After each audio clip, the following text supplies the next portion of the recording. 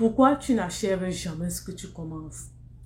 Je vous parle de ça aujourd'hui parce que c'était mon cas en fait. J'avais ce réel problème là où c'était difficile pour moi d'achever ce que j'ai commencé. C'était difficile pour moi de mettre en place. Qui je suis? Je suis Audrey Ninkam, entrepreneur e-commerce, coach d'affaires international, entrepreneur multidisciplinaire. J'ai déjà accompagné plusieurs personnes à créer leur business, leur marque en ligne et à générer des revenus substantiels chaque mois. C'est mon mandat. Chaque fois que j'avais une idée, parce que j'ai des idées, je suis de celle-là qui a des multiples idées. J'ai tellement d'idées, tellement de choses que je veux faire. Mais mon véritable problème, c'était quoi? C'est que je n'achevais rien. Rien du tout. Quand je commençais quelque chose, l'idée pouvait être très bonne, mais je ne finissais jamais. Je n'arrivais jamais au bout. Et je sais qu'il y a beaucoup de femmes qui ont ce problème. Je sais qu'il y a beaucoup de personnes qui n'arrivent pas à achever ce qu'ils commencent. Je sais qu'il y a beaucoup de personnes qui trouvent difficile de tenir bon, soit sur un projet, soit sur une idée. Soit tu vas regarder, tu vas jauger en fait. Oh, j'ai passé tel nombre de temps pour faire ces recherches. Et tu vas voir, et tu vas dire, oh, je ne peux pas arrêter. Parce que j'ai pris tellement de temps pour travailler dessus. J'ai pris tellement de temps. L'argent est un motif de paresse. Merci Hyacinthe. Merci. L'argent est un motif de paresse. Vous allez rester ou de dire, ok, j'ai assez pris de temps comme ça. Regardez le temps que j'ai travaillé pour pouvoir connaître ces informations. Est-ce que je vais arrêter là? Même l'esprit d'inachèvement là, ça va se supprimer dans ta tête. Parce que tu vois déjà beaucoup de choses que tu as accomplies. Tu ne peux pas décider d'arrêter. Non? Tu vas dire, oh, ok, là, ça, à partir d'aujourd'hui, je finis ce que je commence. C'est la décision que j'ai prise là. C'est pour ça que vous voyez là où je suis. Parce que j'ai dit qu'à partir d'aujourd'hui, je finis ce que je commence. Il y a de cela des années, je n'avais pas pris cette décision. Je commençais quelque chose, j'arrêtais toujours. Toujours, pour moi, c'était toujours difficile. Je trouvais des excuses. Je trouvais des motifs pour ne pas faire, pour ne pas avancer, pour ne pas travailler sur moi. Je trouvais toujours des motifs. Oh, je suis trop blessée, j'ai eu trop de blessures dans ma vie, j'ai eu trop de problèmes, on m'a trop fait ceci, on m'a fait cela, on m'a fait cela. Je prenais ces excuses-là, je prenais ces motifs-là, je prenais cette souffrance-là. J'argumentais ça tous les jours quand on me disait pourquoi tu n'as pas fait ça. J'argumentais ça. J'argumentais, oh mon mari ne veut pas que j'entreprenne peut-être, ça c'est un exemple. Oh oui, je n'ai pas d'argent, je n'ai pas de financement. Oh oui, je ne sais pas comment faire ça. C'est comme ça que j'argumentais tous les jours jusqu'à je ne faisais jamais rien. Quand j'ai sorti de ma bouche qu'à partir d'aujourd'hui, et j'ai écrit cela. Vous voyez comment on va. On commence par là, on demande, on dit d'abord, tu écris. À partir d'aujourd'hui, j'achève tout ce que je commence. Dès que tu prends cet engagement personnel, et dis, personnel avec toi, il dit, il n'y a personne qui va venir t'empêcher. Il n'y a personne qui va venir t'empêcher de faire ce que tu as décidé de faire. C'est un engagement personnel parce que personne ne viendra te dire, ah, rappelle-toi que tu as décidé de faire ça. Hein. Personne. Donc, prends cet engagement personnel. La deuxième des choses, la troisième des choses, c'est quoi? C'est que ce qui fait que vous n'achevez pas ce que vous commencez, c'est quoi? C'est parce que ce n'est pas une priorité pour vous. Troisième point, ce n'est pas une priorité pour vous. Si c'était une priorité pour vous, désolé, je suis grippée. Si c'était une priorité pour vous, vous allez le finir. Si c'était une priorité pour vous, je le répète encore, vous allez finir ce que vous avez commencé. Mais puisque ce n'est pas une priorité, vous le laissez. Parce que ah, même si je n'ai pas ça, ah, mon salaire peut m'aider. Hein. Je me contente du salaire que j'ai. Le contentement. Ah, je me contente du salaire que j'ai. Avec ça, au moins, je peux faire quelque chose. Ça va, je peux réussir à... Même si on a le minimum à la maison, on réussit au moins à manger. On réussit à manger à la maison, ça va. Même si... les enfants vont toujours partir au public, non, l'école publique là, c'est comme ça, ils vont aller là-bas. C'est comme ça, bon, je n'ai rien d'autre à offrir. Hein. C'est ça, parce que pour vous, ce n'est pas la priorité. Vous n'avez pas mis ça comme une priorité. Vous avez laissé la vie suivre son cours. Vous allez regarder juste ici au bout de votre nez. Si j'ai déjà un salaire, c'est une sécurité. Combien de personnes on a renvoyé cette année? Combien de personnes on a renvoyé l'année passée, l'année surpassée? Chez nous, ici, on n'en compte même pas. Ils sont nombreux qui sont à la maison aujourd'hui. Nombreux qui sont à la maison, qui pleurent. Ils sont en train de regretter en fait. Oh, si j'avais commencé à développer mes talents. Oh, si j'avais mis un business à côté. Si j'avais mis un business à côté. Merci Catherine. Si j'avais mis un business à côté. Oh, je ne serais pas là aujourd'hui. Même si l'emploi me lâche, au moins ce business-là, je devais commencer à me relever avec ça. Vous voyez, quand quelque chose n'est pas une priorité, vous n'allez jamais l'achever. Vous allez commencer, mais vous n'allez jamais l'achever. Donc, ce que vous êtes en train de faire, ça doit être une priorité. Ce que vous êtes en train de faire, ça doit être une priorité. Est-ce que c'est la priorité pour vous? Vous allez voir que vous allez achever. Quand j'ai commencé, quand j'ai écrit ça, que j'achète tout ce que je commence, je vous dis tout ce que je faisais. Et dit même si ça prenait sur moi, je me sentais mal, c'était difficile. Je finis ce que j'ai commencé. C'est comme ça. C'est comme ça. Aujourd'hui, ça fait 3 ans et demi, je suis à mon propre compte, j'ai lâché mon boulot, je suis à mon propre compte 3 ans et demi.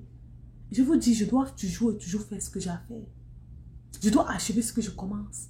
Pourquoi? Parce que c'est une priorité pour moi. L'avenir de mes enfants en dépend. J'ai une vision, j'ai une mission. Et les gens dépendent de moi. Donc je dois prendre ce que je suis en train de faire comme une priorité. J'ai des abonnés qui comptent sur moi. Donc je dois prendre ce que je fais comme une priorité. J'ai ma famille qui compte sur moi. J'ai mon entourage. J'ai la société même qui compte sur moi. Donc tout ce que je dois prendre, c'est comme une priorité. Tout ce que je dois faire, c'est une priorité. Je dois mettre ça comme une priorité. Et mon entreprise, c'est une grande priorité dans ma vie. C'est comme ça. Parce que je sais qu'au travers de ça, plusieurs sont bénis. Au travers de ça, plusieurs réussissent à mettre de la nourriture sur la table. Quand je sais déjà là où je m'en vais, je sais déjà exactement ce que ça fait dans la vie des gens. Je ne vais pas jouer avec. Avant même que je commence à mettre tous les sensors dans mon entreprise, je savais déjà où j'allais. C'est pour ça qu'on vous demande avant de créer une entreprise et votre vision. Quelle est la vision? Quelle est la vision? Merci pour les cœurs. Le 4e point, ce qui fait que tu n'arrives pas à finir ce que tu commences, c'est ton entourage. Vous voyez que l'entourage intervient beaucoup dans la vie d'un entrepreneur. Je ne sais pas pour vous si vous avez constaté ça, mais l'entourage intervient beaucoup. Vous savez pourquoi? C'est parce que c'est l'entourage d'un entrepreneur qui fait qu'il est. Quand tu as un mauvais entourage, merci Florette, quand tu as un mauvais entourage, tu n'avances pas, tu ne réussis pas, tu stagnes. Donc c'est l'entourage qui permet en fait que ta vision s'étende encore plus loin. J'ai dit c'est ton entourage qui permet encore que ta vision s'étende encore plus loin. Si tu as un mauvais entourage, tu ne vas jamais produire. Si tu as un mauvais entourage, dès que tu auras une idée, tu vas dire, tu ne vas jamais achever cette idée. Je dis, cette idée ne va jamais naître. Le mauvais entourage vous fait stagner.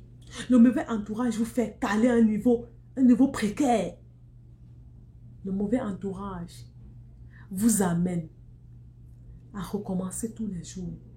Recommencer, vous avez cette certitude au plus profond de vous, mais parce que vous écoutez votre entourage.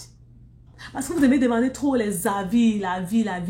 Tu as cette certitude dans ton cœur, vas-y. Comme on dit dans la Bible, va avec la foi que tu as. C'est tout ce qu'on a besoin. Va avec la foi que tu as. Pourquoi tu as besoin de prendre des avis de tout le monde avant de faire quelque chose? Merci beaucoup, Yassine, merci. Pourquoi tu as besoin de prendre des avis sur la vie des gens? Pourquoi tu as besoin de prendre les avis de ton entourage, pardon? Pourquoi tu as besoin de prendre les avis de ton entourage? Tu n'as pas besoin de ça. Non. Tu as une idée. Va voir la personne. J'ai bien dit la personne. Je n'ai pas dit les personnes. La personne ressource. La personne qui a cette capacité de voir plus loin que toi. La personne qui a déjà dépassé le niveau là où tu veux arriver. Tu es ici, la personne est là. Demande conseil à cette personne. Je dis la personne. Ça peut être peut-être ton mari. Mais il y a souvent certains maris. que je mets dans l'entourage. Pourquoi? Parce que ces maris-là ne veulent pas vous voir évoluer. Certains, c'est pas parce qu'ils vous détestent, mais certains, c'est parce qu'ils sont habitués à regarder au bout de leur nez. Et quand ils voient le risque, ils ont peur de ce risque. Quand tu vois le risque, ils ont peur de ce risque. C'est pas qu'ils sont mauvais, mais c'est juste qu'ils ont toujours eu l'habitude de regarder au bout de nez, de se contenter de ce qu'ils ont. Quand tu vas venir parler de millions, c'est là ce qui est rêve là. Elle est en train de rêver. Tu vas venir parler de création d'entreprise, création de business. Il n'a jamais entendu ça dans sa vie. Ses parents sont contentés toute leur vie. Lui aussi, il se contente parce qu'il a vu ça. C'est ce qu'il a vu. Donc, quand tu vas venir parler de ça avec un homme, il va te regarder comme ça. Tu penses que tu vas aller où avec ça? Hey, réellement, tu penses que tu vas réussir ça? Et ce sera le premier détracteur. Et c'est comme ça que tu ne vas pas achever. Tu ne vas pas achever. Donc, quand vous avez ce genre de père, de mari, ne prenez pas ce... Ne l'en voulez pas, en fait. Ne l'en voulez pas. Quand j'ai commencé mon... Pour la petite histoire, quand j'ai commencé à parler business, entrepreneuriat, à parler millions, tout ça, mon mari ne m'a pas cru. Non. Il regardait, il disait, ah, toi aussi. Toi aussi. Toi aussi. Fais aussi. Le point 2, s'il vous plaît. Quel point 2, Catherine, s'il te plaît? Il m'a dit, fais aussi. On va voir. On va voir ce que ça va donner. Entité me dit, non, tu dois continuer. Hein. Tu dois continuer les études. Tu sais, ici, lui, il est quelqu'un, il aime étudier. Il aime l'école. Lui, c'est l'école. Vous savez, il y a des personnes comme ça. Tant qu'il n'a pas le diplôme, le plus gros diplôme, il ne continue pas. C'est comme ça. Il y a des gens, les gens qui ont ce genre de personnalité. Parce qu'on les a appris que c'est l'école qui te rend grand. Si tu fréquentes, tu auras les portes seront ouvertes pour toi. Donc, c'est ça qu'il fait. Donc, quand lui savait que non, c'est l'école, je venais d'arriver ici, il savait que non, c'est l'école qu'elle doit faire. Donc, qu'est-ce que j'ai fait? J'ai quand même obéi à son ordre, j'ai commencé les études ici à l'université et en même temps, je faisais mon business derrière. J'ai commencé les études et je faisais mon business à côté. Donc, j'étais en train de jouer entre les deux et en même temps, j'étais enceinte, je crois, oui. Oui, parce qu'au milieu de mon cursus ici à l'université, je suis tombée enceinte. Donc, je faisais entre les trois. J'étais entre les trois. J'étais partagée entre les trois. Ma grossesse qui n'était pas facile. L'école aussi que je faisais à l'université pour le faire plaisir. Parce que pour moi, tout mon focus était sur mon business. Et mon business. Avec le temps, lui-même, il a vu que je donnais plus d'énergie au business. Parce que c'est quelque chose que même au pays, j'étais passionnée de ça. Mais il a vu que je donnais plus de temps au business. Ce qu'il a fait, c'est quoi? Il a dit, ok, d'accord, tu as gagné. Lance-toi alors totalement. C'est comme ça que j'ai arrêté. Et finalement, je suis là où je suis après beaucoup d'années. Parce qu'il a vu que non, elle, je ne peux pas l'empêcher. Et c'est quelqu'un qui croit en fait à la vision des gens. Si tu as une vision, il va t'accompagner. Il n'est pas là pour, comme certains hommes qui te cadrent dans quelque chose. Non. Donc, je vous raconte juste ça, juste pour vous dire qu'il y a certaines personnes, certains maris, ou bien ces personnes qui sont proches de vous, qui ne vont pas comprendre. Qui seront comme votre entourage, qui seront toxiques en fait. Ils ne vont pas comprendre. Mais c'est à vous d'être déterminé. C'est à vous de prendre le risque avant de venir, avant qu'eux ils voient. Parce que c'est quand tu réussis, quand tu dis, ah bravo, oh, je savais que tu devais réussir. Je savais, mais au départ, c'était pas ça. Mais c'est quand tu réussis, quand l'idée est en train de partir à un autre niveau. Ah là, je suis fière de toi, je suis fière de toi. Il y a une femme qui nous racontait ça. Elle nous disait que quand son mari a commencé son business, elle ne croyait pas. Elle ne croyait pas. Elle disait, ah, tu vas échouer. Ah, le tout, c'est... C'était ça. Sa femme, là, c'est son premier détracteur de ce mari, de ce monsieur. Tu ne vas pas réussir ce projet. Lui, il a continué. Il a quand même dit que même si elle ne me croit pas, même si elle ne voit pas ce que je fais, je vais continuer. C'est quand les commandes, il ne faisait qu'aller livrer les commandes. Parce qu'il fait en ligne. Il part livrer les commandes. Elle voit les commandes, il reçoit des commandes et il livre, il reçoit. Ça commence à grandir dans la maison, grandir. Ce n'est plus 10 t-shirts, c'est 5, c'est 20, c'est 30, mais c'est 100, c'est 500. Elle a dit, hey, il a réussi. Hein. C'est ce qu'elle a dit. Elle dit, mais il a réussi. C'est là où elle a aussi pris la main. Elle a commencé, oh, je vais t'aider. On va partir ensemble. Waouh, tu es super, tu es super. C'est là où elle a cru. Ça, c'est parce que c'est une personne qui est proche d'elle. Mais si ce sont des amitiés là, qui est toxique là, qui veut toujours se dire, tu ne peux pas, vraiment, mettez-les de côté. Mais si c'est votre mari, il y a un processus à prendre en compte. Il y a un processus.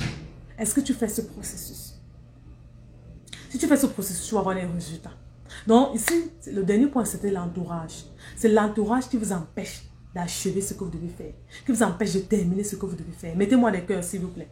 C'est le dernier point ici. Donc si vous comprenez ces 4 points que j'ai cités, je vous dis, vous n'allez plus commencer quelque chose, vous n'allez pas finir. Quand vous allez commencer, vous allez terminer. Et mais je dirais même le dernier point qui était même le plus crucial, c'est même la vision. Parce que quand tu as une vision ancrée dans ta tête et tu sais là où tu pars, tu ne peux pas ne pas finir ce que tu commences. Tu ne peux pas ne pas finir ce que tu commences. Quand tu as déjà une vision, quand tu crois fermement et tu sais là où tu pars, tu ne peux pas ne pas finir. Automatiquement, tu vas finir ce que tu commences.